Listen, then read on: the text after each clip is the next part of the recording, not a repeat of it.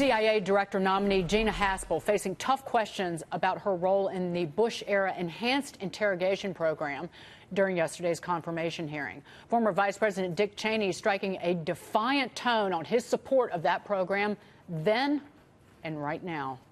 Maria sat down with the former vice president exclusively and got his take on Haspel, interrogation techniques, and the pardon of his longtime chief of staff, Scooter Libby.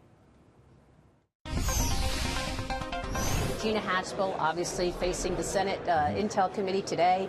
Your thoughts on what's taking place and the potential that she could get confirmed as our next CIA director? I think she'd be a great CIA director. I don't know her personally.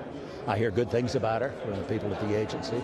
And I think she's done a great job in terms of the career she's built. And the people I know at the agency are very enthusiastic about having one of their own, so to speak,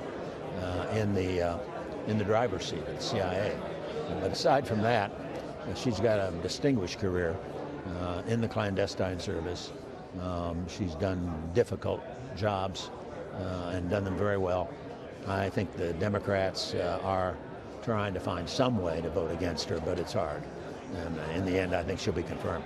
We've had 17 years now to digest what took place after 9/11. Right. And of course, much has been made about the torture programs and the interrogation programs.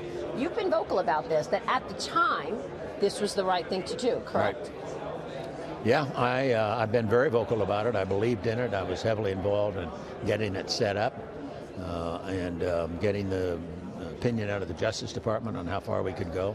I'm not one of those people who calls it torture. An awful lot of people do.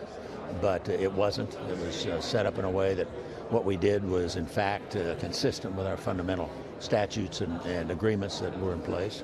And it worked. We were able, waterboarding was applied actually to only 3 individuals. One of those was Khalid Sheikh Mohammed, the mastermind of 9/11. And later on, the agency produced a study. I had the title of it. I think the study itself is still classified. But the title was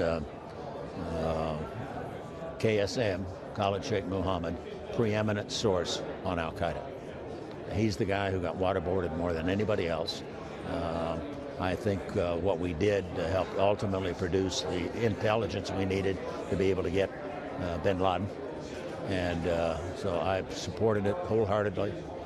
I still do to this day, prepared to defend it and debate it and argue it. This was a period of time when we had been attacked, lost 3,000 people. We lost more people on 9/11 than we lost at Pearl Harbor. Is it the right move to discontinue those programs today? If it were my call, I would not discontinue those programs. I'd have them active and ready to go, and I'd go back and study them and learn. The agency's in a difficult position. The Congress has acted. They have changed the law. And the agency has to and will operate by that statute. But, there are a lot of Monday morning quarterbacks in the terrorism business. And people who, if they really had to make the decision, if it was their call, if Khalid Sheikh Mohammed is the mastermind behind all of this, if he is number 2 to bin Laden in terms of the attack, if he's probably the guy who knows more than anybody else except bin Laden what's next, what's their next target, how many people are they going to kill, and how are they going to do it? And then you tell me that the only method we have is please, please, pretty please, tell us what you know. Well, I don't buy that. And I think the techniques we used were not torture. A lot of people try to call it that, but it wasn't deemed torture at the time. The techniques we used are techniques we used on our own people in training. We didn't go out and make them up someplace. The President signed off, I signed off, and the Security Council signed off.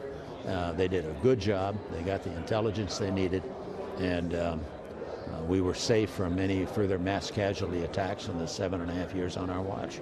So now people want to go back and try to rewrite history, but if it were my call, I'd do it again.